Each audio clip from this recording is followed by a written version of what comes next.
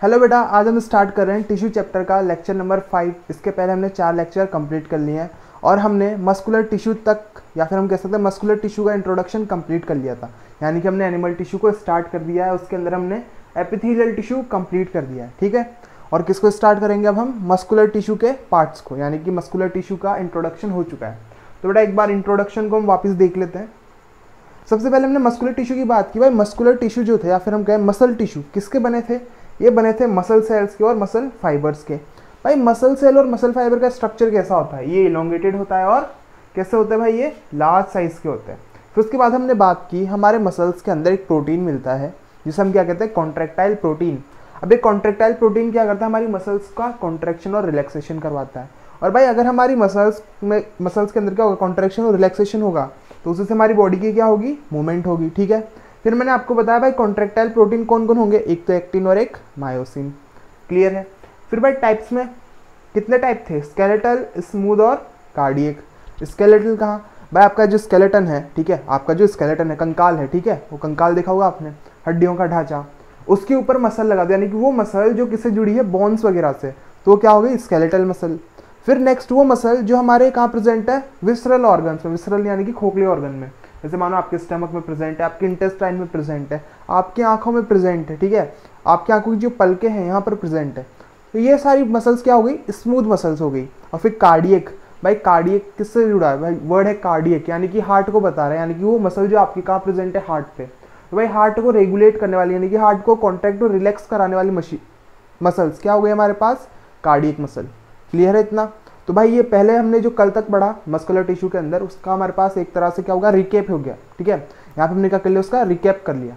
अब हम आगे बढ़ेंगे, एक एक मसल टिश्यू को अच्छी तरह से देखेंगे कि भाई स्केलेटल क्या है, फिर उसके बाद स्मूथ क्या है, कहाँ मिलेगा, ठीक है, क्या इसका काम है, क्या ये हमारे कंट्रोल में है या नहीं है।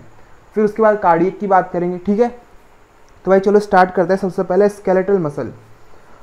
तो अगर मैं स्केलेटल मसल की बात करूं तो पहले इसका डायग्राम देख लो। ये आपके पास डायग्राम जो है स्केलेटल मसल का है।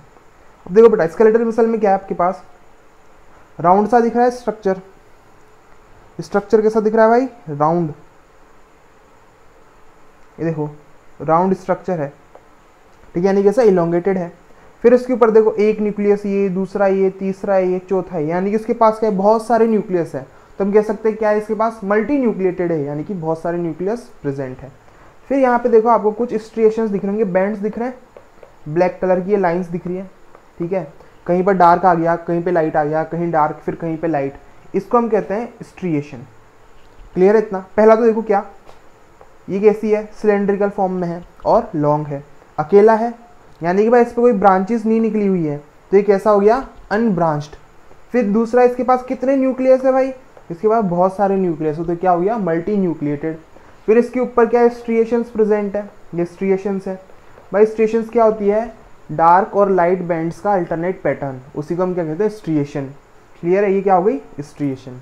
तो हमने डायग्राम देख लिया। ठीक है, डायग्राम कैसे देखना है? भाई डायग्राम अगर आपको याद है ना तो आप इसका टॉपिक आसान से क्लियर कर लोगे। ठीक है, डायग्राम दिमाग में होना चाहिए और डायग्राम में आपके दिमाग में जो आया बस उसको लिख दो, टॉपिक कंप्लीट हो गया। ठीक है, चलो लिख लेते हैं। इसके अंदर हम लिखेंगे स्केलेटल में भाई सबसे पहले इसके कैरेक्टर्स।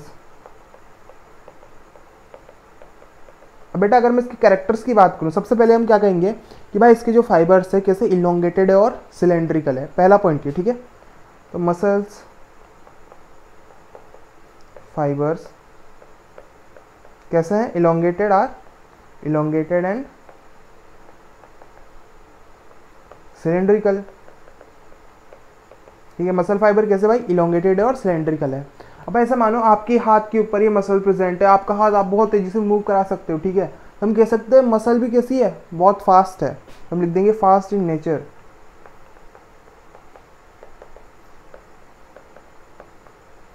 फिर तीसरा पॉइंट हम लिख सकते हैं, क्या इसमें कोई ब्रांचेस थी क्या? नहीं, हमने अभी डायग्राम देखा, डायग्राम में सिर्फ हमको एक सिंगल स्ट्रक्चर दिख रहा था, उसमें कोई ब्रांचेस नहीं थी, तो हम लिख देंगे यहाँ पे अनब्रांच्ड। क्लियर है? फिर हम नेक्स्ट बात करेंगे कि भाई इसके ऊपर क्या थे? स्ट्रिएशंस प्रेजेंट थे। हमने स्ट्रिएशन देखा क्या? डार्क बैंड, फिर लाइट बैंड, डार्क बैंड, फिर लाइट बैंड, इसी को हम क्या कहते हैं? स्ट्रिएशन। तो हम लिख देंगे यहाँ पर स्ट्रिएशन आर प्रेजेंट। भाई स्ट्रिएशन क्या होता है? Alternate light and dark band. Clear इतना? फिर एक पॉइंट में यहाँ और लिख सकता हूँ कि भाई इसके पास एक से ज़्यादा न्यूक्लियस प्रेजेंट है, यानी कि क्या है? Multi nucleated. ठीक है, तो each cell is multi nucleated. Clear है? यानी कि इसके पास क्या है भाई? बहुत सारे न्यूक्लियाई प्रेजेंट है, मैनी न्यूक्लियाई। और बेटा एक चीज़ मैं यहाँ पे और लिख सकता हूँ, जैसे मानो ये मसला आपके हाथ पे प्रेजेंट है, यानी कि आपके हाथ के ऊपर पूरा कंट्रोल है, आप अपने हाथ को जैसे चाहो वैसे मूव कर सकते हो। ठीक है, अगर आप चाहते हो आपका हाथ ऊपर जाए तो ऊपर जाएगा, आप चाहो नीचे आए तो नीचे आएगा। ठीक है, यानी कि पूरी तरह से आपकी क्या है? कंट्रोल में, आपकी विल पावर के कंट्रोल में। ठीक है, आपकी इच्छा के बिना आपका हाथ इधर उधर नहीं हो सकता। तो हम कह सकते हैं ये जो मसले क्या है? वॉलेंट्री है। वॉलेंट्री यानी कि वो जो हमारे कंट्रोल में है। तो हम लिख सकते हैं क्या? यहाँ पर लिख सकते हैं हम दिस मसल इज वॉलेंट्री। ठीक है, क्या है भाई? ये वॉलेंट्री है। तो इसके क्या हो चुके हैं कैरेक्टर्स? पहला तो क्या? मसल फाइबर कैसे? इलोंगेटेड है और कैसे? सिलेंड्रिकल है। इसके पास बहुत सारे क्या है? न्यूक्लियस है। ये फास्ट है नेचर में। इसके पास स्ट्रिएशंस प्रेजेंट। स्ट्रिएशन यानी कि लाइट और डार्क बैंड एक दूसरे क्या चल रहे हैं? अल्टरनेट पैटर्न में चल रहे हैं। फिर उसके बाद हमने बात की क्या है? वॉलेंट्री मसल, यानी कि हमारे कंट्रोल में है। क्लियर हो गया? इसके कैरेक्टर्स पूरे हो गए। अब भाई चलो हमने यहाँ बात करें स्केलेटल मसल की, पर स्केलेटल मसल को हम कुछ और नाम भी दे सकते हैं। ठीक है, जैसे कि भाई स्केलेटन पे मिल रहा है तो स्केलेटल कह दिया। हमारी कंट्रोल में यानी कि वॉलेंट्री मसल है तो वाई वॉलेंट्री मसल इसको नाम मिल गया। क्लियर है? और इसके ऊपर स्ट्रिएशंस प्रेजेंट है तो हम इसको स्ट्रेटेड मसल्स भी कह सकते हैं। चलो मैं लिख देता हूँ यहाँ पर अदर नेम्स में। अदर नेम्स, सबसे पहला तो क्या भाई कि हमारे स्केलेटल से जुड़ा हुआ है। ठीक है, ये क्या जुड़ा है? हमारे स्केलेटन से जुड़ा हुआ है, अटैच टू स्केलेटन। तो हमने इसको क्या कह दिया? Skeletal muscle. फिर दूसरा हम लिख सकते हैं कि भाई ये हमारे क्या है? कंट्रोल में है, तो हम लिख सकते हैं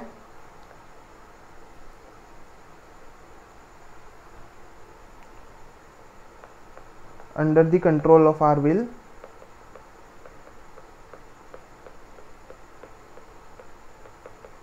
तो बेटा हम इसमें क्या लिखेंगे? कैसी है? Voluntary muscle. और फिर तीसरी चीज हम क्या लिखेंगे कि भाई इसके ऊपर स्ट्रिएशन प्रेजेंट, तो क्या हो गई? Striated muscle. तो हम इसको एक और नाम दे सकते हैं क्या? Striated muscle. इसमें क्या है? Striations are present. तो ये क्या हो गई? Striated muscles. क्लियर हो गया यहाँ तक? तो कैरेक्टरिस्टिक्स हो गए और अदर नेम हो गए। फिर नेक्स्ट हम आगे बढ़े बेटा इसके फंक्शन। ठीक है, फंक्शन सबसे इंपॉर्टेंट। भाई फंक्शन, स्केलेटल मसल हमारी पूरी हड्डियों में प्रेजेंट है तो बॉडी की मूवमेंट में सबसे बड़ा रोल इनका है, तो help in body movement.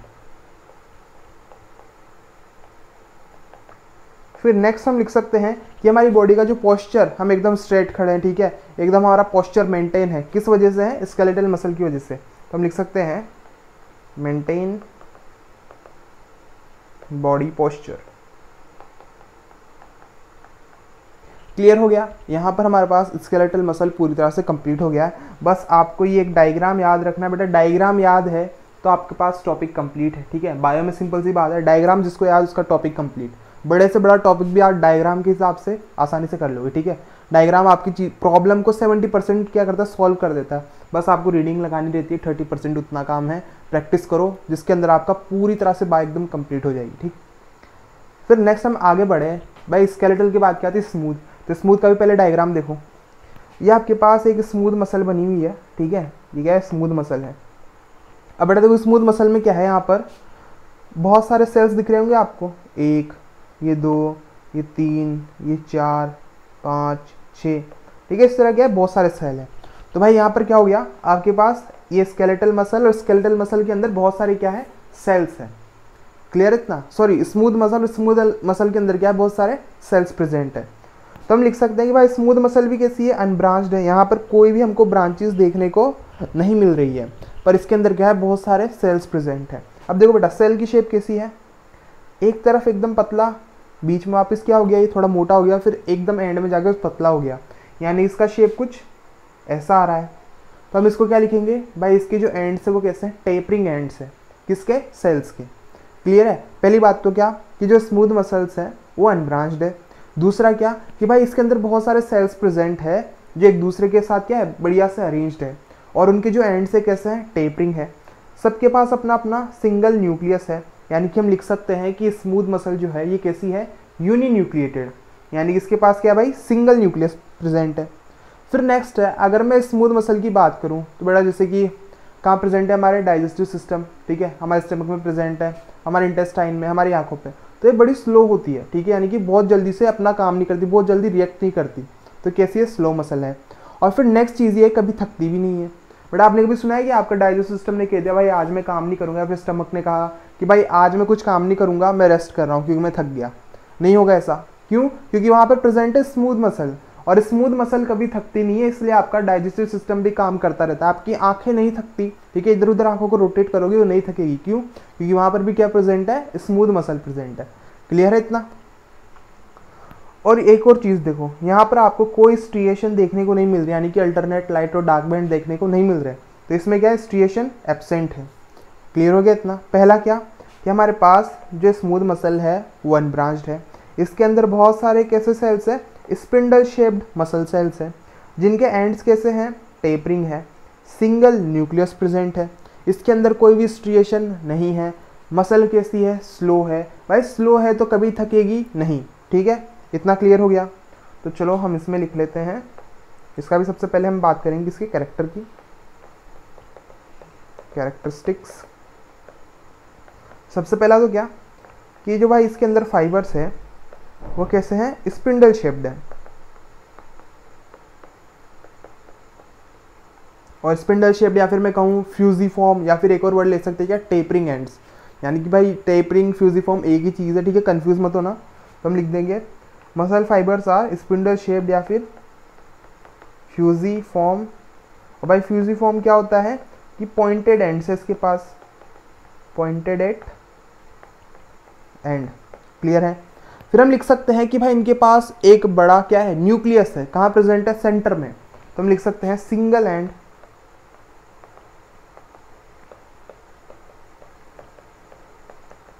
Centrally located nucleus, ठीक है। और भाई हर सेल के पास प्रेजेंट है, ठीक है, इन ईच सेल। फिर उसके बाद हम बात करें थर्ड चीज, भाई स्ट्रिएशन थी क्या, अभी हमने डायग्राम देखा, स्ट्रिएशन उसके पास नहीं थी, तो हम लिख देंगे स्ट्रिएशन आर एब्सेंट। फिर अगर हम आगे बढ़े तो बेटा मसल फास्ट होगी या स्लो होगी, क्या होगी, ये स्लो होगी, और स्लो है तो क्या आसानी से थक जाएगी क्या, नहीं, तो हम लिख देंगे यहाँ पर do not fatigue, do not fatigue. और फिर नेक्स्ट बात करें हम कि भाई मसल में ब्रांचेस थी नहीं, तो मसल कैसी है, अनब्रांच्ड, अनब्रांच्ड। क्लियर है। यहाँ पर हमारे पास ये हो चुके इसके क्या कैरेक्टर्स, देख लो भाई, एक एक कैरेक्टर ढंग से देखो, लिख लो कॉपी में, अच्छी तरह से याद कर लो, और याद क्या करना है, डायग्राम, डायग्राम याद तो पूरा काम खत्म, ठीक। फिर नेक्स्ट हम बात करें इसके अदर नेम, ठीक है, तो अदर नेम को हम यहीं पे देख लेते हैं। अदर नेम में हम क्या लिखेंगे भाई, आप खुद सोचो, कहाँ मिल रहा है हमको, ऐसे ऑर्गन्स में जो अंदर से खोखले हैं, यानी कि विसरल ऑर्गन। भाई विसरल ऑर्गन कौन, स्टमक, तो हम लिख सकते हैं इसको क्या, विसरल मसल। विसरल ऑर्गन में मिल रही तो कौन सी मसल, विसरल मसल। फिर नेक्स्ट हमने कहा स्ट्रिएशन इसके पास क्या है, एब्सेंट है, तो क्या लिख सकते हैं, अनस्ट्रिएटेड मसल। और फिर तीसरी चीज कि भाई स्टमक हमारे कंट्रोल में होता है क्या, नहीं, तो ये भी क्या है, हमारे कंट्रोल में नहीं होगी, तो हम इसको क्या लिख सकते हैं, इनवॉलेंट्री मसल। अगर भाई कंट्रोल में है तो वॉलेंट्री, नहीं है तो इनवॉलेंट्री, ठीक। चलो यही लिख लेते हैं अदर नेम्स। सबसे पहला क्या लिखेंगे कि भाई फाउंड इन विसरल ऑर्गन, तो क्या कह देंगे इसको, इसको हम कह देंगे क्या, विसरल मसल। फिर नेक्स्ट हम बात करें कि भाई ये इसके पास स्ट्रिएशंस क्या है, एब्सेंट है, तो हम लिख देंगे स्ट्रिएशंस आर एब्सेंट। तो ये कौन सी मसल हो गई, अनस्ट्रिएटेड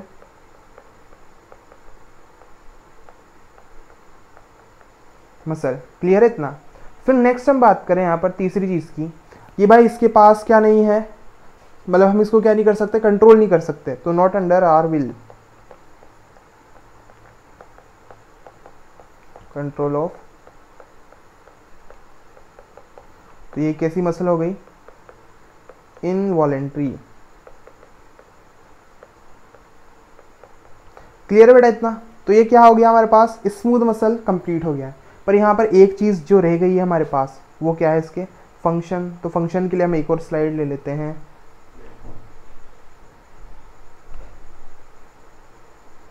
तो हम नेक्स्ट आ जाते हैं फंक्शन पे। अब बेटा अगर फंक्शन की बात करूँ तो इसमें फंक्शन एक है क्या, पेरिस्टाल्सिस। ठीक है, आपको एक चीज़ याद रखनी है बस, पेरिस्टाल्सिस। अब देखो पेरिस्टाल्सिस क्या होती है, मैं आपको डायग्राम बना के बताता हूँ पेरिस्टाल्सिस क्या है।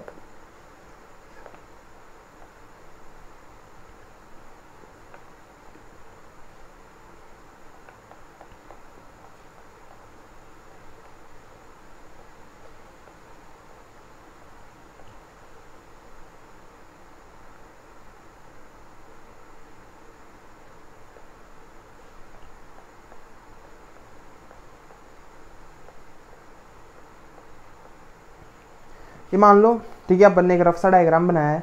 इधर हमारा क्या है, माउथ है, और इधर है क्या, एनस। अब भाई यहाँ पे माउथ से एनस तक क्या बनी हुई, पूरी एक एलिमेंट्री कैनाल बनी है। अब आपने खाना खाया, ठीक है, खाना खाने के बाद क्या होगा भाई, खाने को आगे पुश करेंगे। ठीक है, आपकी जो मसल्स हैं उनके अंदर क्या होगा, कॉन्ट्रैक्शन रिलैक्सेशन होगा, जो कि खाने को किधर मूव करेंगे, आगे मूव करेंगे, यानी कि एलिमेंट्री कैनाल में आगे की तरफ खाने को क्या कर रहे हैं, मूव कर रहे हैं। ये जो कॉन्ट्रैक्शन और रिलैक्सेशन जिसकी वजह से खाना आगे मूव कर रहा है, तो भाई इसी को हम कहते हैं पेरिस्टाल्सिस मूवमेंट, यानी कि movement of food due to contraction of smooth muscles. ठीक है, आपकी एलिमेंट्री कैनाल की जो मसल्स है उनकी जो कॉन्ट्रैक्शन रिलैक्सेशन है, उसी को हम क्या कह रहे हैं, पेरिस्टाल्सिस मूवमेंट। ठीक है, क्लियर हो गया इतना। तो हम पेरिस्टाल्सिस में लिख सकते हैं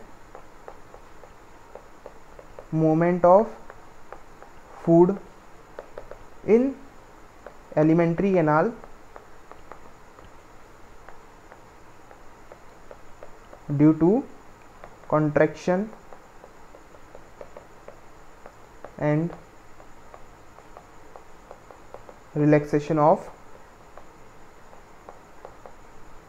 स्मूथ मसल्स। क्लियर हो गया बेटा इतना, ठीक है। तो यहाँ पर हमारा स्मूथ मसल कंप्लीट हो गया है। अब नेक्स्ट हम आएंगे किस पे, कार्डियक मसल पे। कार्डियक यानी कि दिल से जुड़ा, ठीक है। तो भाई कार्डियक पे आएंगे। कार्डियक मसल का हम डायग्राम देखेंगे पहले। अब देखो कार्डियक मसल का डायग्राम, कार्डियक मसल में देखो एक ब्रांच ये है, दूसरी ये है, ठीक है, एक ब्रांच ये और दूसरी है, और दोनों एक दूसरे से क्या है, जुड़ी हुई है। यानी कि हम कह सकते हैं कि भाई ये कैसा स्ट्रक्चर है, ब्रांच स्ट्रक्चर। ठीक है, कैसा स्ट्रक्चर है ये, ब्रांच स्ट्रक्चर। पहली चीज़ें क्लियर हो गई। फिर नेक्स्ट देखो, इसमें एक न्यूक्लियाई, दो न्यूक्लियाई, तीन न्यूक्लियाई, 4 5 6 7 8, यानी कि इसके पास क्या है, बहुत सारे न्यूक्लियस है, तो क्या हो गया, मल्टी न्यूक्लिएटेड। फिर नेक्स्ट देखो, स्ट्रिएशंस प्रेजेंट है। अगर बेटा स्ट्रिएशन प्रेजेंट है तो ये कैसी मसल है, स्ट्रिएटेड मसल। क्लियर हो गया इतना, ठीक है। पहला तुमने क्या देखा, ब्रांच्ड है, बहुत सारे न्यूक्लिया यानी मल्टी न्यूक्लिएटेड है, स्ट्रिएशन प्रेजेंट यानी कि स्ट्रिएटेड मसल है। फिर नेक्स्ट हम बात करें, भाई क्या हमारे हार्ट की मसल कभी थकती है, नहीं, तो ये कभी भी फटीग नहीं होती, ये हमेशा अपना काम करती रहती है। ठीक है, कभी नहीं थकेगी, ये जिस दिन थक गई मतलब समझो काम खत्म। ठीक है, फिर नेक्स्ट हमने बात की, नेक्स्ट हमारे पास क्या है टॉपिक यहाँ पर, कि भाई जो हार्ट मसल है क्या कर रही है, ये कार्डियक मसल क्या कर रही है, हार्ट का कॉन्ट्रैक्शन और रिलैक्सेशन कर रही है, जिसके हमारी पूरी बॉडी में ब्लड का फ्लो हो सके। ठीक है, ब्लड को पंप करना है, कौन करता है, हार्ट करता है। भाई हार्ट कैसे करेगा, जब हार्ट कॉन्ट्रैक्ट और रिलैक्स करेगा। क्लियर है, तो चलो इसमें भी हम लिख लेते हैं। सबसे पहले बात करेंगे कैरेक्टर्स की, कैरेक्टरिस्टिक्स। सबसे पहला कैरेक्टर क्या है, कि फाइबर्स कैसे हैं, सिलेंड्रिकल है, fibres are cylindrical in shape. फिर नेक्स्ट क्या है हमारे पास, कि भाई हर फाइबर कैसा है, यूनिन्यूक्लिएट, यानी कि देखो पूरी मसल में तो बहुत सारे न्यूक्लियस प्रेजेंट है। ठीक है, जैसे कि यहाँ पर ये मेरे पास एक पूरा यहाँ पे क्या जा रहा है, पूरा फाइबर जा रहा है, पूरे फाइबर में बहुत सारे क्या है भाई, न्यूक्लियस प्रेजेंट है। पर भाई फाइबर भी तो छोटे छोटे पार्ट से मिलकर बना हुआ है, और हर पार्ट के पास क्या है, सिंगल न्यूक्लियस है। क्लियर है, तो यहाँ हम लिख देंगे कि ईच फाइबर इज यूनिन्यूक्लिएट। ठीक है, पूरी मसल के पास तो बहुत सारे न्यूक्लियस है, पर फाइबर के पास क्या है, सिंगल है। तो हम लिख देंगे यहाँ पर ईच फाइबर इज यूनिन्यूक्लिएटेड। फिर नेक्स्ट हम बात करें यहाँ पर ये फाइबर्स कैसे हैं। भाई फाइबर्स जो है ब्रांच्ड है, फाइबर्स आर ब्रांच्ड। तो भाई अनब्रांच्ड कौन था, सिर्फ अनब्रांच्ड कौन था, एक तो हमारे पास पहला नंबर कौन, स्केलेटल, और दूसरा कौन, स्मूथ मसल। दोनों कैसे थे, अनब्रांच। तो ब्रांचिंग किस में, सिर्फ कार्डियक मसल में। ठीक है, और बेटा इसके बाद स्ट्रिएशन प्रेजेंट है, तो क्या है भाई, स्ट्रिएशन आर प्रेजेंट। ठीक है, स्ट्रिएशन क्या है इसके पास, प्रेजेंट है, और ये मसल थकती नहीं है, तो डू नॉट फटीग। क्लियर है इतना। फिर हम इसमें आगे चलें तो भाई इसको भी कुछ और नाम देंगे। ठीक है, तो यहाँ हम लिख देते हैं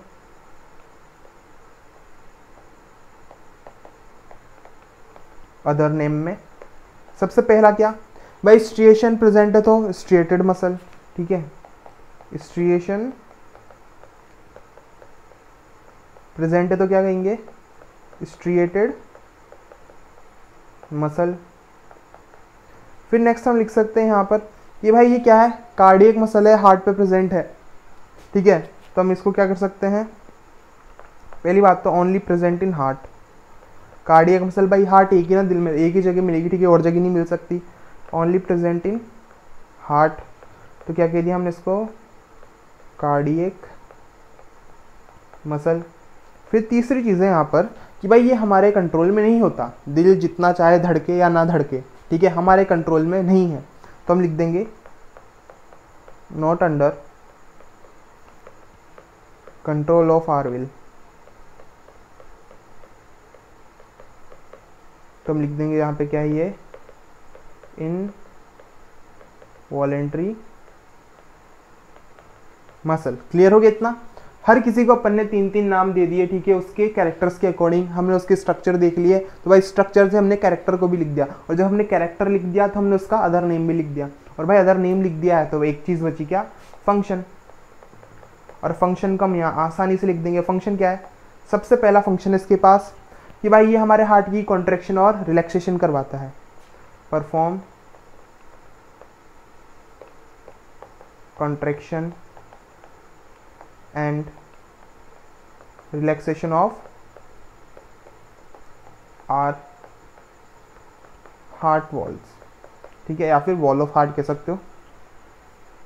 फिर नेक्स्ट हम लिखेंगे यहाँ पर क्या कि भाई ये हमारी बॉडी में जो ब्लड का डिस्ट्रीब्यूशन हो रहा है, ठीक है, या फिर जो हमारा हार्ट ब्लड को पंप कर रहा है उसमें हेल्प करता है। This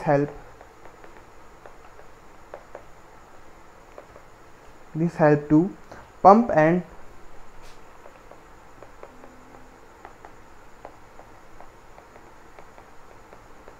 distribute blood. क्लियर है बेटा। तो यहाँ पर हमारे पास जो मसल टिश्यू था वो पूरी तरह से कंप्लीट हो गया है। ठीक है, यानी कि एपिथेलियल कंप्लीट, मसल कंप्लीट। अब बचा क्या, कनेक्टिव। और कनेक्टिव जैसे ही खत्म हुआ हमको बस नर्वस टिश्यू में न्यूरॉन का डायग्राम देखना है। ठीक है भाई, नर्वस टिश्यू क्या काम करता है वो देखना है, हमारा ये चैप्टर भी कंप्लीट हो जाएगा। यानी कि हमने चैप्टर 1 यानी सेल कंप्लीट कर लिया, और जो चैप्टर 2 था वो आज कंप्लीट हो जाएगा। क्लियर। अब चलो चलते हैं कनेक्टिव टिश्यू पे। ठीक है, अब बेटा कनेक्टिव टिश्यू नाम ही है कनेक्टिव। कनेक्टिव यानी कि जो किसी चीज़ को कनेक्ट करता हो। कनेक्ट किसको करेगा, हमारी बॉडी के डिफरेंट टिश्यूज को एक दूसरे से कनेक्ट करने का काम करेगा। ठीक है,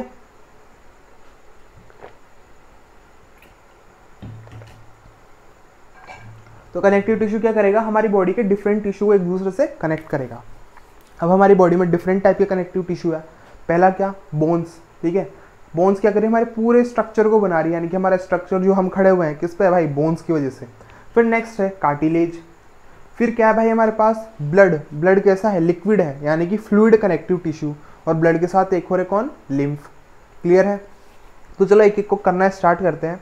सबसे पहले हम बात करते हैं भाई कनेक्टिव टिश्यू क्या होते हैं, यानी कनेक्टिव टिश्यू का कैरेक्टर देख लेते हैं। ठीक है, तो भाई connective tissue specialised to connect various body organ. भाई हमारी बॉडी के जो डिफरेंट ऑर्गन्स हैं उनको कनेक्ट करने का काम किसका है, कनेक्टिव टिश्यू का। फिर नेक्स्ट हम यहाँ लिख सकते हैं भाई जो कनेक्टिव टिश्यू है लूजली पैक्ड होते हैं, ठीक है, एकदम पास पास कॉम्पैक्टली पैक नहीं होते, लूजली पैक होते हैं। तो नेक्स्ट हम लिख देंगे यहाँ पर लूजली पैक्ड। और कैसे होते हैं ये, लिविंग होते हैं। और भाई इनके पास, हर किसी के पास अपना इंटरसेलुलर मैट्रिक्स है, यानी कि अपने अंदर कुछ ना कुछ लिक्विड सब्सटेंस प्रेजेंट है, ठीक है। जैसे मैं बोन की बात करूँ भाई, बोन का मैट्रिक्स क्या है, बोन मेरो। ब्लड का क्या है, प्लाज्मा। तो हर किसी के पास क्या अपना मैट्रिक्स प्रेजेंट है। मैट्रिक्स क्या होता है, जेली लाइक फ्लूइड होता है, ठीक है। मैं लिख देंगे and embedded in an intercellular matrix. Clear है बेटा इतना। तो ये हमने किसकी बात कर ली, कनेक्टिव टिश्यू की। अब हम डिफरेंट टाइप के कनेक्टिव टिश्यू को देखेंगे, हर एक की बात करेंगे, ठीक है। तो सबसे पहले हम लेंगे ब्लड को, ठीक है बेटा। सबसे पहले क्या, ब्लड। पर मैं यहाँ बता दूँ कौन कौन है। एक तो ब्लड है, ब्लड के अंदर हमको पढ़ना है RBC, WBC और क्या, प्लेटलेट्स। फिर ब्लड के बाद नेक्स्ट होगा हमारे पास क्या, एडिपोस, ठीक है। एक और चीज़ मैं यहाँ लिम्फ बता दूँ, लिम्फ हमको पढ़ना नहीं है, बस लिखना है, ठीक है। फिर उसके बाद है हमारे पास कौन, उसके बाद है बोन्स, लिगामेंट, टेंडन और कार्टिलेज। तो चलो स्टार्ट करते हैं। तीसरा कौन है हमारे पास, बोन, फिर लिगामेंट, टेंडन, कार्टिलेज और एडिपोज टिश्यू भी है, ठीक है। बहुत सारे हैं, अभी सबको कंप्लीट करते हैं। एरियोलर टिश्यू है हमारे पास यहाँ पर। तो चलो ब्लड की बात करते हैं। अगर बेटा मैं ब्लड की बात करूँ तो ब्लड कैसा होता है, फ्लूइड होता है, ठीक है। अब ये फ्लूइड पूरी हमारी बॉडी में प्रेजेंट है, ठीक है। कहीं पर डक्ट से जा रहा है, कहीं पर ये ऐसे ही प्रेजेंट है। तो हम लिख देंगे फ्लूइड कनेक्टिव टिश्यू। क्या है ये, फ्लूइड कनेक्टिव टिश्यू है जो लिंक कर रहा है डिफरेंट बॉडी पार्ट, ठीक है। हमारी बॉडी के डिफरेंट पार्ट्स को क्या कर रहा है, लिंक कर रहा है। फिर नेक्स्ट हम यहाँ लिख सकते हैं कि भाई इसके पास भी मैट्रिक्स होगा, ठीक है। इसके पास भी क्या अपना फ्लूइड मैट्रिक्स है। और इस फ्लूइड मैट्रिक्स का नाम क्या है, इस फ्लूइड मैट्रिक्स का नाम है प्लाज्मा, ठीक है बेटा। फ्लूइड मैट्रिक्स का नाम क्या है, प्लाज्मा। और इसके अंदर बहुत सारे ब्लड सेल्स प्रेजेंट होंगे, ठीक है। यानी कि भाई ब्लड के अंदर क्या होते हैं, ब्लड सेल्स। अब हमको देखना है कि ये ब्लड सेल कौन है, कितने टाइप के। क्लियर है। और फिर और इसमें बात करें कि भाई प्लाज्मा के अंदर कुछ सोल्ट्स भी होते हैं और प्रोटीन्स भी होते हैं, ठीक है, और हार्मोन्स भी होंगे। तो plasma contain protein, salt and hormone. अभी सिर्फ हम ब्लड के कैरेक्टर्स देख रहे हैं, ठीक है। अभी हम इस पे नहीं आए कि RBC क्या होता है, WBC क्या होता है। फिर नेक्स्ट हम लिख सकते हैं कि भाई हमारी बॉडी के अंदर जो गैसेस का ट्रांसपोर्ट हो रहा है, लंग्स से टिश्यू तक, टिश्यू से लंग्स तक, ठीक है। जो वेस्ट का ट्रांसपोर्ट हो रहा है, ठीक है, फूड का, मिनरल का, न्यूट्रिशन का, इनका सब का ट्रांसपोर्ट कौन कर रहा है, ब्लड कर रहा है। यानी कि ब्लड अगर हमारी बॉडी में तो भाई ट्रांसपोर्टेशन नहीं हो पाएगा। तो हम लिख सकते हैं blood transport nutrients, gases, hormones and vitamins। Clear इतना। फिर भाई हम लिख सकते हैं कि हमारी बॉडी का जितना भी एक्सक्रीटरी वेस्ट है, ठीक है, जितना भी हमारे सेल्स वेस्ट प्रोड्यूस कर रहे हैं, उसको भी कौन लेके जाता है, ब्लड, ठीक है। हमारी जो हार्ट से ब्लड जो हमारा हार्ट पंप कर रहा है ब्लड, ठीक है, वो क्या करता है भाई, ऑक्सीजनेटेड गैस को लेके जाता है। हम कह सकते हैं ऑक्सीजनेटेड एयर को हमारी बॉडी में पहुंचाता है। और हार्ट के पास क्या जाता है, डीऑक्सीजनेटेड ब्लड, ठीक है। हार्ट से क्या निकला, ऑक्सीजनेटेड, और हार्ट के पास कौन गया, डीऑक्सीजनेटेड। चलो तो बात की बात है, अभी पहले इसको कर लेते हैं। It carries excretory products from tissue to excretory organ, ठीक है। और क्या कर रहा है भाई, ये कंडक्ट कर रहा है हीट, और हमारी बॉडी की जो टेम्परेचर उसको रेगुलेट कर रहा है। यानी कि हमारी बॉडी में जो हीट बन रही है उसको कंडक्ट करेगा, हमारी बॉडी के टेम्परेचर को मेंटेन करके रखेगा। भाई हम गर्म खून के जानवर है, ठीक है, हम क्या है, हॉट ब्लडेड एनिमल्स। तो हमारी बॉडी का जो टेम्परेचर हमेशा मेंटेन करके रखता है कौन, ब्लड। हम लिख देंगे कंडक्ट हीट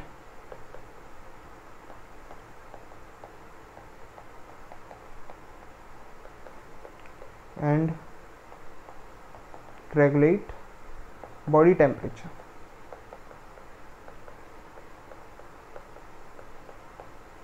क्लियर हो गया इतना?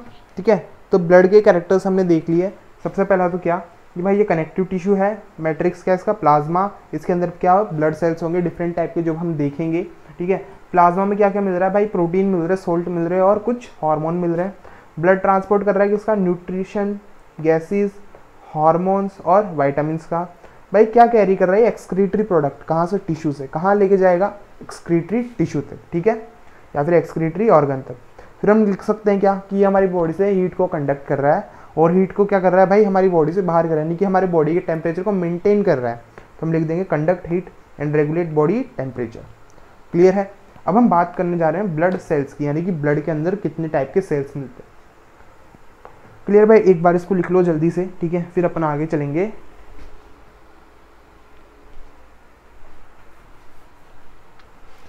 अब अगर मैं बात करूं, सबसे पहला हमारे पास आएगा यहाँ पर आरबीसी।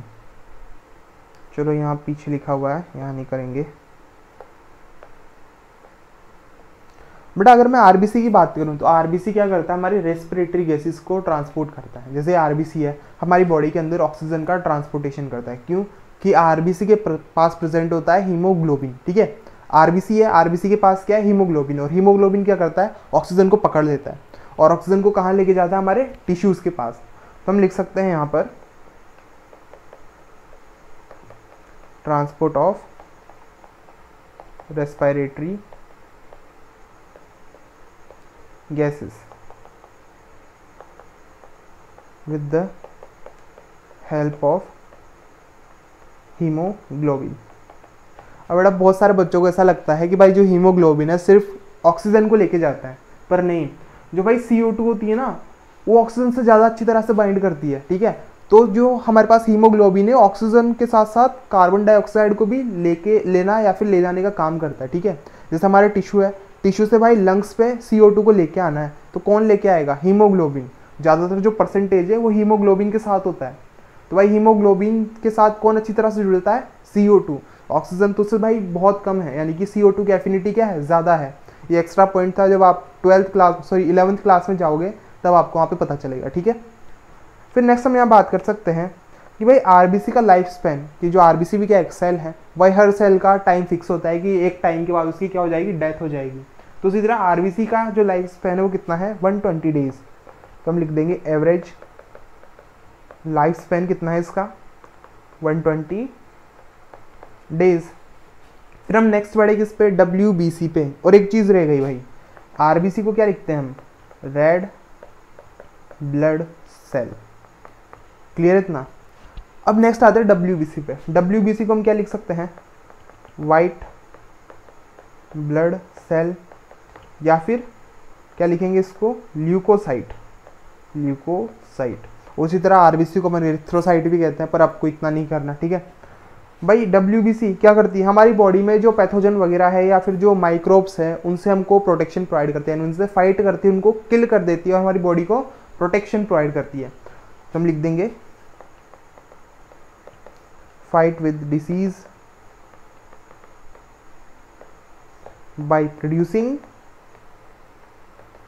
एंटीबॉडी। ठीक है, WBC क्या बनाएगी भाई, एंटीबॉडीज बनाएगी, और ये एंटीबॉडीज हमारी बॉडी पे जो इन्फेक्शन वगैरह होगा या फिर कोई पैथोजन हम पे अटैक करेगा उसको किल करने में हेल्प करेगा। ठीक है, फिर नेक्स्ट हम बात करें क्या, BP यानी कि ब्लड प्लेटलेट्स। ठीक है, BP क्या है यहाँ पर, ब्लड प्लेटलेट्स, या फिर इसको एक और नाम दे दो क्या, थ्रोम्बोसाइट। आप तो एक काम करो, आरबीसी का भी लिख लो, इसको हम कहते हैं एरिथ्रोसाइट। ठीक है, आरबीसी को क्या कहा हमने, एरिथ्रोसाइट, WBC को क्या कहा, ल्यूकोसाइट, और प्लेटलेट्स को थ्रोम्बोसाइट। क्लियर है? अगर बेटा मैं प्लेटलेट की बात करूँ, प्लेटलेट क्या करती है, जैसे कि आपके मान लो हाथ पे कट लग गया, वहाँ से ब्लड निकल रहा है। ठीक है, तो क्या होगा, वहाँ पर ब्लड फ्लो इंक्रीज हो जाएगा, और वह ब्लड फ्लो में प्लेटलेट्स का नंबर भी इंक्रीज हो जाएगा, और वो प्लेटलेट्स यहाँ पर आएंगी, एक जाली जैसा फॉर्म कर लेंगी, यानी मैश बना लेगी यहाँ पे। उससे क्या होगा कि आपके जो ब्लड फ्लो हो रहा है वो धीरे धीरे रुक जाएगा, ब्लड की क्लोटिंग होना स्टार्ट हो जाएगी। यानी कि जो प्लेटलेट क्या करवा रही है, ब्लड क्लोटिंग करवा रही है, आपके ब्लड को बहने से रोक रही है। ठीक है, तो हम यहाँ लिख देंगे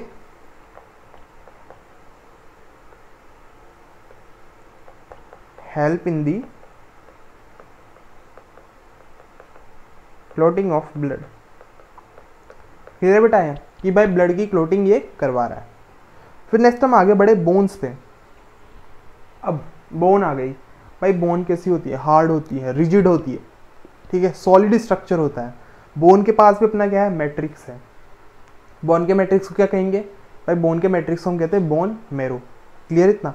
बोन कैसी है? हार्ड है, सॉलिड है, रिजिड है, ठीक है। इसके पास मैट्रिक्स है जिसको हमने क्या कहा? Bone marrow. इतना क्लियर है? तो चलो बोन के बारे में लिखते हैं। सबसे पहला तो कि भाई बहुत स्ट्रॉन्ग है, वेरी स्ट्रॉन्ग। और क्या बोन फ्लेक्सिबल होती है? नहीं होती, ठीक है। तो बोन क्या है? Non flexible. फिर नेक्स्ट हम बात करें, भाई जो बोन होती है ना उसके ऊपर बहुत सारे पोर्स बने होते हैं, ठीक है, छोटे छोटे से पोर्स होते हैं। तो हम लिख सकते हैं इट इज हाईली पोरस। और दूसरा कि भाई बोन्स के पास बहुत ज़्यादा ब्लड वेसल्स होती है, ठीक है। बोन्स के अंदर बहुत सारी क्या होती है? ब्लड वेसल्स होती है। तो हम लिख सकते हैं कि ये कैसी है? वेस्कुलर है। भाई ब्लड वेसल की होंगी न्यूट्रिशन प्रोवाइड कराने के लिए, ठीक है। फिर हम लिख सकते हैं बोन के अंदर क्या होते हैं? भाई मिनरल्स होते हैं। क्या है? मिनरलाइज्ड है। बोन्स कैसी है? मिनरलाइज्ड। और कैसी है ये? हार्ड है एंड रिजिड। तो बेटा अभी तक हमने क्या देखा? बोन कैसी है? स्ट्रॉन्ग है, नॉन फ्लेक्सिबल है, उसके ऊपर बहुत सारे छोटे छोटे क्या है? Pores present. तो क्या है वो? पोरस है। फिर हमने देखा इसके पास बहुत सारी ब्लड वेसल्स भी है, तो ये क्या हो गई? वेस्कुलर हो गई। और फिर क्या ये? हार्ड है और रिजिड है। और भाई बोन किससे बनी? मिनरल्स से, तो क्या है? मिनरलाइज्ड है। क्लियर हो गया इतना? फिर नेक्स्ट हम इसमें आगे बढ़ेंगे तो हम यहाँ लिखेंगे कि भाई जो इसका मैट्रिक्स है, जो क्या है? बोन मैरो है, उसके अंदर क्या है? प्रोटीन्स है, ठीक है। और उसके अंदर सोल्ट है, कौन? फॉस्फोरस। यानी कि हमारी जो बोन की मैट्रिक्स है वो भाई किससे रिच है? फॉस्फोरस सोल्ट से, ठीक है। तो हम लिख देंगे यहाँ पर matrix is made up of protein and rich in salts of phosphorus. Clear बेटा कि भाई किसके सॉल्ट्स मिलेंगे इसके अंदर? फॉस्फोरस के सॉल्ट्स मिलेंगे और कैल्शियम।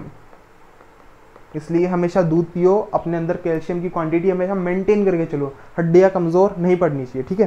फिर नेक्स्ट हम बात करें कि हमारी बॉडी है, भाई हमारी बॉडी की सारी मसल्स किस पे टिकी हुई है? बोन्स पे। यानी कि हमारी पूरी बॉडी का फ्रेमवर्क जो है किससे बना हुआ है? बोन्स से, ठीक है। तो हम लिख सकते हैं forms the framework that support the body। Clear है? और भाई हमारी बॉडी की जितनी मसल्स उन सबको एक जगह प्रोवाइड कर, जैसे कि शिप है, शिप का एंकर होता है, भाई एंकर को जहाँ डाल दोगे शिप वहीं रहेगी। तो उसी तरह से मान लो कि आपकी जो बोन्स है ना वो एक जगह है, ठीक है, और आपकी जो मसल्स उसके ऊपर डली हुई है, यानी क्या? एंकरेज प्रोवाइड कर रहा है किसको? आपकी मसल्स को। तो हम लिख सकते हैं भाई क्या प्रोवाइड कर रहा है? एंकर बना रहा है किसके लिए? मसल के लिए। एंकर दी मसल, यानी कि मसल को एक जगह रोक के रखेगा और सपोर्ट करेगा किसको? मेन ऑर्गन को। And support main organ. अब जैसे कि मानो हमारे क्या है? लंग्स है, ठीक है। लंग्स के ऊपर क्या है? रिब केज है। रिब केज किसकी बनी है? बोन्स की, ठीक है। जैसे किसी ने मारी ताकत से मुक्का मार दिया, अगर रिब केज ना होती तो लंग्स क्या होते? टूट जाते, ठीक है, फूट जाते। तो रिब केज क्या कर रही है? उसको प्रोटेक्शन प्रोवाइड कर रही है। क्लियर है इतना? फिर नेक्स्ट हम बात करें, आएगा हमारे पास लिगामेंट। अब बेटा लिगामेंट क्या होता है? जैसे कि ये एक बोन, फिर इधर दूसरी बोन, दोनों बोन को जोड़ना है, ठीक है। दोनों बोन को क्या करना है? जोड़ना है। तो यहाँ पर बीच में क्या है? लिगामेंट, ठीक है। तो भाई वो कनेक्टिव टिश्यू जो बोन को बोन से जोड़े वो क्या होता है? लिगामेंट, ठीक है। और वो कनेक्टिव टिश्यू जो बोन को मसल से जोड़े वो क्या होता है? टेंडन। क्लियर है? लिगामेंट कौन? Bone to bone. टेंडन कौन? Bone to muscle. तो चलो इसमें लिखते हैं हम, इसमें हम लिखेंगे connect one bone to another, ठीक है। इसमें हम लिखेंगे connect one bone to another. फिर नेक्स्ट हम बात करें कि भाई जो टेंडन है बहुत ज़्यादा फ्लेक्सिबल होता है और बहुत ज़्यादा इसके पास क्या होती है, स्ट्रेंथ होती है। तो हम लिख देंगे very elastic and has considerable strength. फिर नेक्स्ट हम यहाँ लिख सकते हैं भाई इसके पास जो मैट्रिक्स है बहुत कम होता है, ठीक है, वेरी लेस मैट्रिक्स या फिर वेरी लिटिल मैट्रिक्स। और मैं इसमें आगे बढ़ूँ तो भाई क्या करता है, हमारे जॉइंट्स को स्ट्रेंथ प्रोवाइड करता है, ठीक है, और जो हमारी नेचुरल मूवमेंट हो रही है, जैसे हाथ को मैं इधर उधर कर पा रहा हूँ, इधर उधर कर रहा हूँ, ठीक है, तो इसको भी क्या कर रहा है, ये परमिट करता है। तो हम लिख देंगे यहाँ पर stretching, sorry strengthening,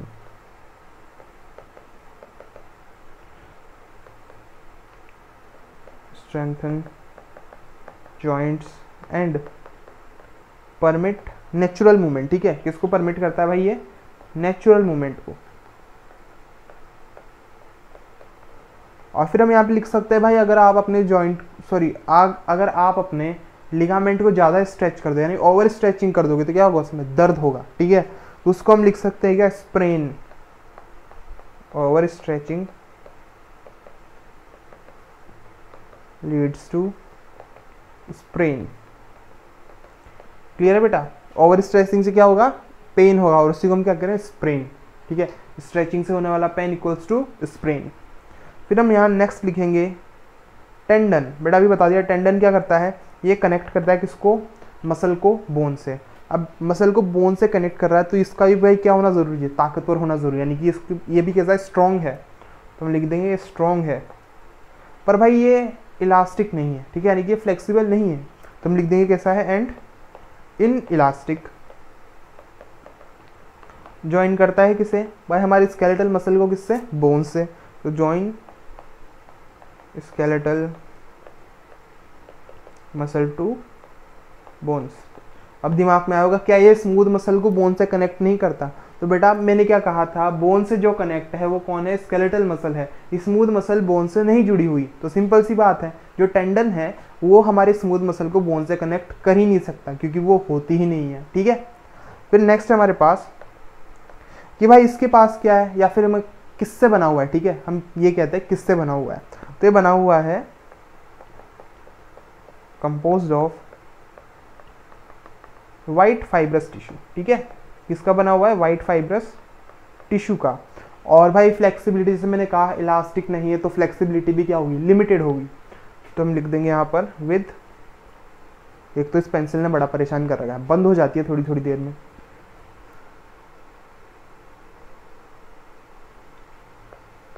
with limited flexibility, ठीक है, क्या है भाई इसके पास, लिमिटेड फ्लेक्सिबिलिटी है, पर स्ट्रेंथ क्या है, बहुत ज़्यादा है, बट ग्रेट स्ट्रेंथ। तो ये हमारे पास यहाँ पर टेंडन कंप्लीट हो गया। फिर नेक्स्ट पे हम चलते हैं किस पे, कार्टिलेज पे। बेटा कार्टिलेज क्या है, कार्टिलेज सॉफ्ट होती है, जैसे हमारे पास बोन क्या थी, हार्ड थी, ठीक है, स्ट्रॉन्ग थी, पर कार्टिलेज क्या होंगी, सॉफ्ट होंगी। कहाँ कहाँ प्रेजेंट है, आपके नोज के एकदम टिप पे, ठीक है, यहाँ पे हाथ लगा के देखो सॉफ्ट लगेगा, तो यहाँ पर क्या प्रेजेंट है आपके पास, कार्टिलेज। आपके कान में, ठीक है, पिन्ना जो है, ठीक है, यहाँ पर प्रेजेंट है क्या, कार्टिलेज। क्लियर है इतना, तो यहाँ लिख सकते हैं भाई स्पेशलाइज कनेक्टिव टिश्यू है, जैसे बोन के जो सेल्स एकदम पास पास थे, इसमें थोड़े दूर दूर होंगे, ठीक है, तो भाई क्या है, इसके पास वाइडली स्पेसिस है, इसके पास भी मैट्रिक्स है, ठीक है, और इसका मैट्रिक्स को हम क्या कहेंगे, कॉन्ड्रियोन। बोन के क्या कह रहे थे, बोन मेरो, इसके क्या कहेंगे, कॉन्ड्रियोन, ठीक है, तो लिख लेंगे स्पेशलाइज्ड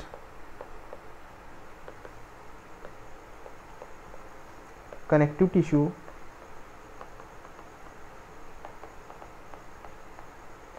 हैविंग वाइडली स्पेसिस, ठीक है भाई, ऐसा कनेक्टिव टिश्यू जिसके पास क्या है, वाइड स्पेसिस है। फिर नेक्स्ट हम इसमें लिख सकते हैं कि भाई इसके पास भी क्या है, सॉलिड मैट्रिक्स है, और इसका सॉलिड मैट्रिक्स कौन है, कॉन्ड्रियन, ठीक है, कौन है, कॉन्ड्रिन, ठीक है, क्या हो गया भाई, कॉन्ड्रिन।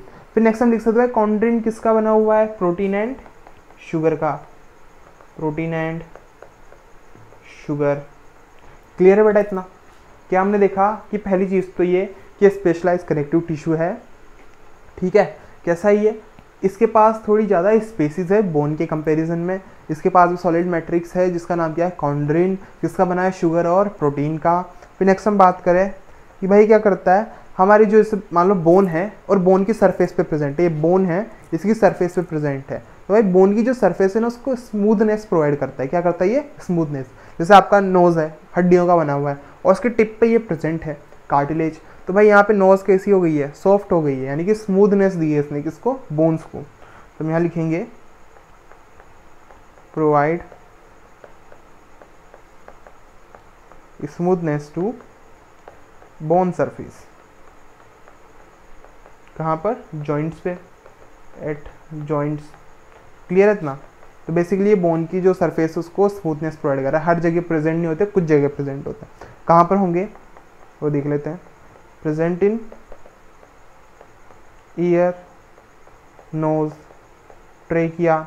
ठीक है भाई, ट्रेकिया में क्या है, उधर आपने नाम सुना है सी शेप रिंग्स, जैसे गले में सी शेप की रिंग्स होती है, ठीक है, उनको हम कहते हैं हाइलिन कार्टिलेज। तो भी क्या है भाई, कार्टिलेज ही है, ट्रेकिया और लैरिंग्स। क्लियर इतना। तो यहाँ पर हमारे पास कार्टिलेज कंप्लीट हो गया। फिर नेक्स्ट आ जाओ बेटा एरियोलर। अब देखो नाम क्या है, एरियोलर, यानी कुछ ना कुछ एयर से रिलेट कर पा रहे हैं। जहाँ एयर है यानी कि जगह क्या है, खाली है, यानी कि आपकी बॉडी में जहाँ पर भी खाली जगह है वहाँ क्या, एरियोलर टिश्यू। ठीक, तो हमारी बॉडी को जो सपोर्ट, बेसिकली मान लो दो ऑर्गन उनके बीच में खाली जगह है, तो वहाँ पे कौन आ जाएगा, एरियोलर टिश्यू आ जाएगा, यानी उनको सपोर्ट प्रोवाइड कर रहे हैं। तो हम लिख देंगे यहाँ पर सपोर्टिंग एंड पैकेजिंग टिश्यू। जहाँ जगह मिली ये वहाँ पर पहुँच जाएंगे, ठीक है, और ऑर्गन्स वगैरह को सपोर्ट करेंगे, उनकी पैकेजिंग कराएंगे। ठीक है, तो क्या लिख दिया, सपोर्टिंग एंड पैकेजिंग टिश्यू। फिर नेक्स्ट हम बात करें कहाँ मिलेंगे भाई, found between the organs lying in cavity. उन ऑर्गन्स में मिलेंगे भाई जो खाली जगह में प्रेजेंट है, जिनके पास क्या है, खाली जगह प्रेजेंट है, उस खाली जगह को भरने का काम करेंगे।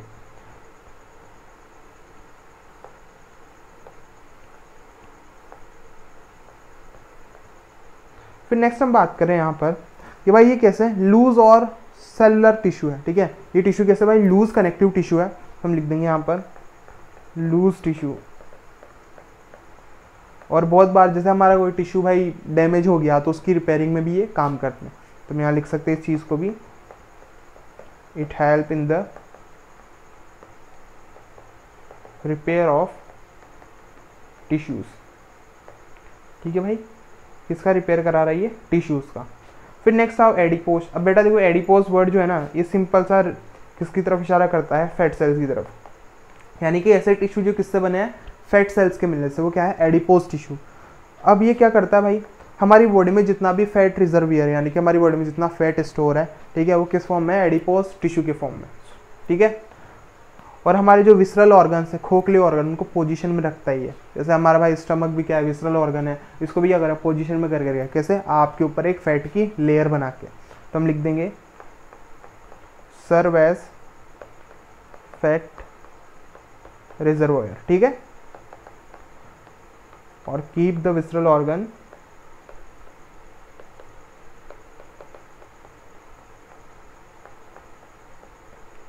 इन पोजीशन। और फिर भाई ये क्या करता है, इंसुलेटर की तरह भी काम करता है। अगर आपके पास फैट की अच्छी खासी लेयर है तो आपको ज़्यादा ना तो सर्दी लगेगी ना आपको ज़्यादा गर्मी लगेगी। ठीक है, तो क्या कर रहा है भाई, इंसुलेटर की तरह काम कर रहा है। एक test,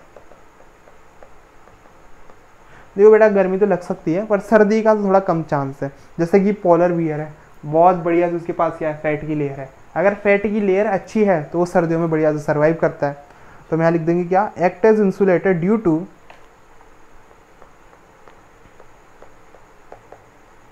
storage of fat. Clear है, तो भाई ये क्या कर रहा है, फैट रिजर्वेयर है, हमारी बॉडी के अंदर फैट की स्टोरेज करवा रहा है। और भाई फैट की स्टोरेज अगर अच्छी होगी तो हमको क्या लगेगी, ज़्यादा सर्दी नहीं लगेगी, यानी इंसुलेटर का ही क्या करेगा, काम करेगा। ठीक है, तो यहाँ पर हमारे पास कनेक्टिव टिश्यू पूरी तरह से कंप्लीट हो गया है। हमने पूरी तरह से कनेक्टिव टिश्यू को A to Z कंप्लीट कर दिया। तो कौन कौन हो गए, एपिथेलियल, मस्कुलर और कनेक्टिव। अब लास्ट बचा हमारे पास कौन, नर्वस टिश्यू। अब बेटा नर्वस टिश्यू में बड़ा फेमस क्वेश्चन और स्कूल वालों का बड़ा प्यारा क्वेश्चन है कि ड्रॉ डायग्राम ऑफ न्यूरॉन। तो चलो पहले न्यूरॉन का डायग्राम देख लेते हैं। तो बेटा ये आपके पास एक न्यूरॉन का डायग्राम हो गया। अब देखो न्यूरॉन के डायग्राम में 3 पार्ट करते हैं, 1 2, ठीक है, ये इधर वाला क्या है 1, ये बीच वाला 2 और लास्ट में 3। क्लियर है। ये जो मेरे पास आगे वाला पार्ट है ना, ठीक है, ये आगे वाला पार्ट, इसको तो हम कह देंगे सेल बॉडी। जो बीच वाला पार्ट है इसको हम कह देंगे क्या, नर्व फाइबर। और जो हमारे पास लास्ट है इसको हम कह देंगे टेल। क्लियर है इतना। अब देखो आपकी बुक ने क्या दिया हुआ है, आपकी बुक ने दिया हुआ है कि यहाँ पर आगे एक पार्ट है, ठीक है, ये इसको तो आपकी बॉडी कह रही है सेल बॉडी, सॉरी आपकी बुक कह रही है क्या, सेल बॉडी। फिर सेल बॉडी पे कुछ हेयर लाइक स्ट्रक्चर्स निकल रही है, ये छोटे छोटे से बहुत सारे, इनको हम कहते हैं क्या, डेंड्राइट। अब बेटा अगर ये एक सेल है तो सेल के पास क्या होगा, न्यूक्लियस तो होगा, ठीक है, इसके पास क्या है, न्यूक्लियस है। फिर यहाँ से क्या हुआ, यहाँ से एक ये जा रहा है फाइबर, यहाँ से कौन जा रहा है, ये एक फाइबर जा रहा है, ठीक है, ये फाइबर जा रहा है। और ये फाइबर एंड में जाके बहुत सारे छोटे छोटे टेल्स के अंदर क्या हो गया, डिवाइड हो गया। और इन्हीं को हम क्या कह रहे हैं, नर्व एंडिंग कह रहे हैं, ठीक है। और ये जो फाइबर था इसको हमने क्या कहा, एक्सोन। क्लियर हो गया इतना। पहला तो क्या, देखो पहला हमने क्या कहा कि जो हमारे पास न्यूक्लियस है, सॉरी हमारे पास जो क्या है, न्यूरॉन है, न्यूरॉन के पास क्या हो गया, एक न्यूक्लियस हो गया। इसके पास जो यहाँ पर ये स्ट्रक्चर दिख रहा है हमको बीच वाला, जिसको हम कहते हैं साइटोन या फिर सेल बॉडी, इसके पास हेयर लाइक स्ट्रक्चर से ही है, ठीक है, इनको हमने क्या कहा, डेंड्राइट। फिर हमारे पास जो सेल बॉडी थी एक पतली सी लॉन्ग फाइबर के फॉर्म में जा रही है, जिसको हमने क्या कह दिया, एक्सोन। और एक्सोन आगे जाके छोटे छोटे पार्ट्स के अंदर डिवाइड हो जाता है, टेल लाइक पार्ट्स के अंदर, जिनको हमने क्या कहा, नर्व एंडिंग। अब देखो क्या होता है, आपकी बॉडी में कहीं से कोई मैसेज आया तो उन मैसेज को कौन पकड़ेगा, ये डेंड्राइट, ठीक है। इन डेंड्राइट ने क्या किया, उन मैसेज को लिया, फिर वो मैसेज को आगे भेजेंगे इस एक्सोन से होते हुए नर्व एंडिंग पे। और फिर भाई इस नर्व एंडिंग के पीछे एक और न्यूरॉन लगा है, ठीक है, एज इट इज मान लो ऐसा ही न्यूरॉन इस नर्व एंडिंग के पीछे लगा है। तो फिर नर्व एंडिंग से मैसेज जाएगा उस न्यूरॉन को, और भाई वो न्यूरॉन भी फिर ऐसे मैसेज को लेके जाएगा। तो इसी तरह से मैसेज आपके कहाँ पहुंचेगा, ब्रेन तक। फिर ब्रेन से मैसेज को लेके कहाँ पे लेके जाएगा, आपके ऑर्गन तक। जैसे मानो आपने एक गर्म बोतल को हाथ लगा लिया, तो जैसे आपने बोतल को हाथ लगाया तो क्या होगा, आपके हाथ से मैसेज जाएगा, मैसेज जाता जाएगा कहाँ पर, ब्रेन पे। ब्रेन से मैसेज आएगा कि भाई बोतल को छोड़ दो, तो कौन लेके गया, न्यूरॉन। कौन लेके आया, न्यूरॉन। तो बेटा हमको न्यूरॉन का फंक्शन पता चल गया। न्यूरॉन क्या करता है, इम्पल्सिस को क्या करता है, ट्रांसफर करता है, इम्पल्सिस को कैरी करता है, यानी कि मैसेज जिसको हमारे ब्रेन तक ले जाता है, ब्रेन से मैसेज जिसको लेके आता है। तो न्यूरॉन क्या है, एक नर्वस टिश्यू। क्लियर हो गया। और ह्यूमन बॉडी में मिलने वाला सबसे बड़ा सेल। क्लियर है बेटा इतना। तो चलो नर्वस टिश्यू को लिख लेते हैं, फिर इसे हम कंप्लीट करते हैं। नर्वस टिश्यू में हम सबसे पहले बात करेंगे इसके स्ट्रक्चर की, ठीक है। नर्वस टिश्यू में किसकी बात करेंगे, सबसे पहले इसके स्ट्रक्चर की। अगर मैं नर्वस टिश्यू के स्ट्रक्चर की बात करूं तो किससे बना होगा, composed of neuron and nerve cell. किसका बना है बेटा, ये न्यूरॉन और नर्व सेल का।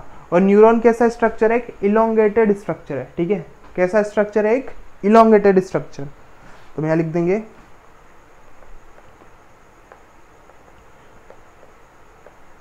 Each neuron is elongated. और बेटा न्यूरॉन के पास क्या क्या होता है, एंड हैज, एक तो साइटोन, साइटोन यानी कि सेल बॉडी। फिर नेक्स्ट उसके पास क्या है, डेंड्राइट्स है। फिर एक्सोन है, और लास्ट में क्या है, एक्सोन टर्मिनल या फिर नर्व एंडिंग, ठीक है। तो मैं लिख देंगे क्या, एक्सोन टर्मिनल या फिर नर्व एंडिंग। क्लियर है इतना।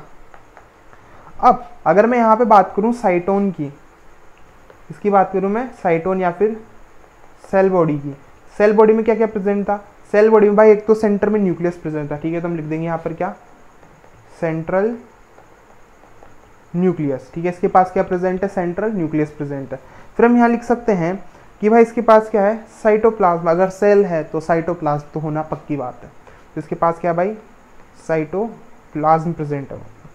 फिर नेक्स्ट हम बात करते हैं कि इसके जो डेंड्राइट्स हैं, डेंड्राइट्स यानी कि वो हेयर लाइक स्ट्रक्चर हम देखे थे, कैसे थे, छोटे छोटे थे, और क्या थी, उनमें ब्रांचेस थी। तो हम लिख देंगे यहाँ पर डेंड्राइट्स कैसे हैं, शॉर्ट ब्रांच्ड स्ट्रक्चर। और बेटा एक न्यूरॉन में कितने एक्सोन? Single axon. और क्या है ये? लॉन्ग है, तो हम यहाँ लिख देंगे एक्सोन के अंदर क्या कि सिंगल लॉन्ग ब्रांच, तो फिर हम सिंगल लॉन्ग स्ट्रक्चर लिखेंगे, ये ज़्यादा सही है। फिर नेक्स्ट हम बात कर सकते हैं कि जो एक अकेला न्यूक्लियस है, अकेला न्यूरॉन है, वो क्या कुछ मीटर्स लंबा भी हो सकता है, यानी कि सेवरल मीटर्स लॉन्ग। तो हम लिख देंगे यहाँ पर इंडिविजुअल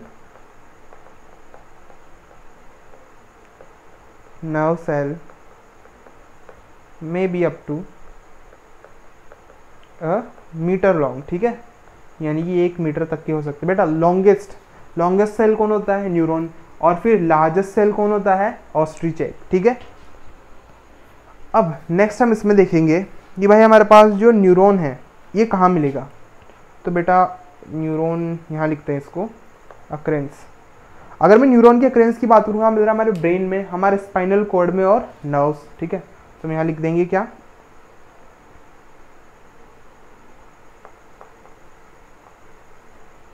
जरा 1 मिनट रुको भाई। और CURENCE अक्रेंस यानी कि कहाँ पे मिलेगा। तो हम इसमें क्या लिखेंगे? एक तो भाई ये ब्रेन में मिल रहा है, और स्पाइनल कॉर्ड, और कहाँ? नर्व्स। फिर नेक्स्ट है फंक्शन क्या कि बेटा आपने गरम गरम तवे को छू लिया, यानी कि क्या किया? आपकी बॉडी उसको सेंस किया, यानी कि आपके जो हाथ है उसमें कुछ चेंज आया, यानी क्या हुआ? आपकी बॉडी ने स्टिमुलाई को सेंस किया, ठीक है। तो हम लिख देंगे यहाँ पर सेंस करता है ये क्या? स्टिमुलाई क्या होता है कि भाई आपके एनवायरनमेंट में जो कुछ भी चेंज हो रहा है स्टिमुलाई है, ठीक है, और उसको क्या किया? इसने सेंस किया। अब भाई कैसे कैसे सेंस कर सकते हैं? एक तो हम चीज़ों को देख के सेंस करते हैं, दूसरा टच करके, तीसरा क्या? टेस्ट करके, उसके बाद सुन के और स्मेल करके, ठीक है। तो इन सारी जगह क्या प्रेजेंट है आपके पास? न्यूरॉन्स प्रेजेंट है। तो हम लिख देंगे टच, स्मेल और हियरिंग, और फिर लास्ट क्या है? टेस्ट और चीज़ों को देखना, यानी कि साइट। क्लियर है इतना? तो ये हमारे पास कौन पूरा हो चुका है? न्यूरॉन। तो चलो न्यूरॉन को एक बार देख लेते हैं भाई कैसा है, कंपोज है किसका? न्यूरॉन्स का और नर्व सेल का। नर्वस टिश्यू में भाई कैसा है? नर्वस टिश्यू जो है एलोंगेटेड टिश्यू है, ठीक है। इसके अंदर कुछ पार्ट्स है क्या? Cyton, cell body, axon, axon terminal और एक्सोन एंडिंग भी कह सकते हैं, फिर नर्व एंडिंग हम इसको कह सकते हैं।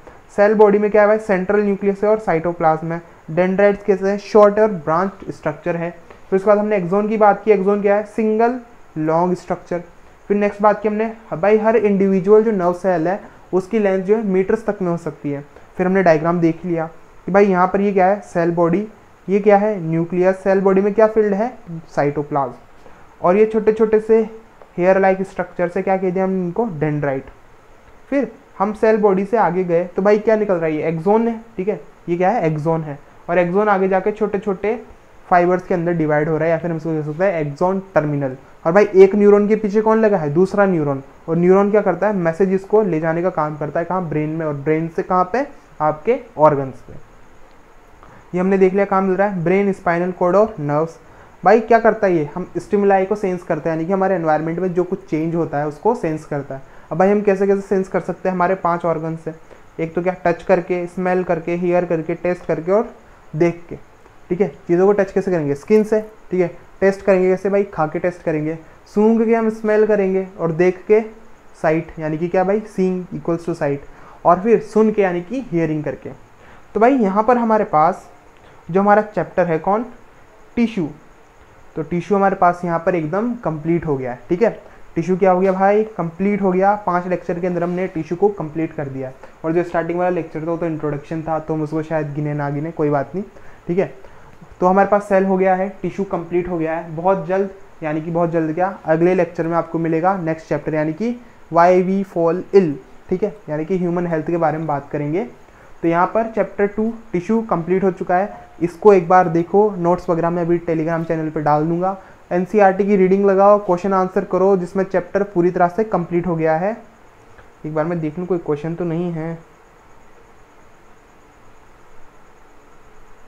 तो नहीं बेटा, कोई क्वेश्चन नहीं है यहाँ पर, आपकी बुक के क्वेश्चन का आपको लगाने हैं जिसके अंदर सब कुछ कंप्लीट हो जाएगा। अगर वीडियो अच्छी लगी हो तो लाइक करें, कमेंट करें और भाई सब्सक्राइब कर देना, ठीक है। और शेयर करना अपनी क्लास के बच्चों को, ठीक है। 9th के कोई करना, क्योंकि 10th वाले को करने का कोई मतलब नहीं है। 9th वाले को करोगे तो उसका भाई कुछ ना कुछ फ़ायदा होगा, ठीक है। अब मिलते हैं नेक्स्ट वीडियो में, जब तक के लिए बाय, थैंक यू।